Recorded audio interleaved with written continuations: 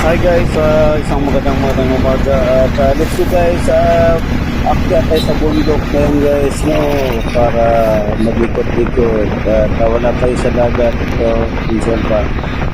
Kaya tara, samahan niyo ako sa bukid at magala-gala tayo at tingnan niyo yung paligid guys, napaganda yung paligid na pinagdaanan.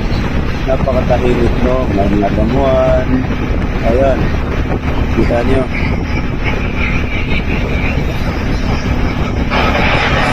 So dito pala tayo ngayon guys sa Island City, Island Garden City of Samar. Nag-ikot-ikot guys. So, ngayon tayo araw ng Sabado ng umaga. At ito nga ay mamasal tayo, lalakad-lakad, ikot-ikot tayo. Wala tayong ginagawa, no, sa bakasyon. Dito natin malalanghap yung fresh, fresh kong hangin guys, no? Walang pollution, no? Wala kasi mga factory, no? Wala mga oso o ano man na nagdudulot ng pollution sa paligid. Kaya dito guys, napaka-peaceful, kita green yung mga damo, no? Makita nyo na may mga puno pa ng niyog, no? May mga niyogan pa. Yung nakita nyo kanina, ayan, may mga saging tayo. At yung kanina nadaanan natin ay mga farm na mango farm, no? Ayan, ito, nakikita nyo ay mga mango farm yan.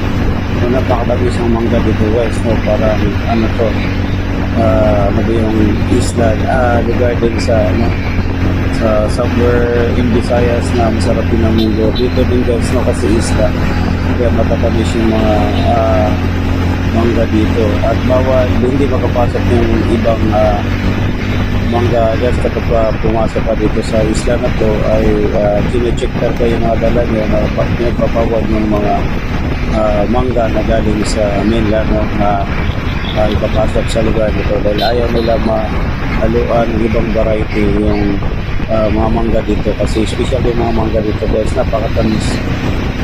So yan guys, patuloy pa rin tayo na naglalakbay yun. Turid sila guys, no, walang LTO kasi kaya yun, walang helmet o dodo, kaya okay lang kasi bundok naman. Kaya sige lang, patuloy lang tayo, lakbay ng lakbay, no. Kaya, napakasarap maglakbay guys, no, dito tulad ng wala pa traffic, kita nyo, wala ganang sasakyan.